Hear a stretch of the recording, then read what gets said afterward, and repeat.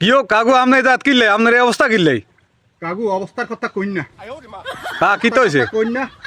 আগে ক আঙ্গ নোয়াখালীর বিভাগ বানাইছে নি না কাগু আঙ্গ নোয়াখালী তো মনে বিভাগ হইতো না যা শুনতে আছি বিভাগ তো মনে কুমিল্লারে দি দিব অবস্থা বেশি পালা নাও আঙ্গ কোয়ালো কোনো বিভাগ নাই হায় হায় হায় হায় রে বানাইতো না ইতারা আঙ্গ নোয়াখালীর বিভাগ কে আঙ্গ নোয়াখালী তো বিভাগ দিত না কাগু না আপনার এই দশা কিনলাই বুঝলাম না তো কাগু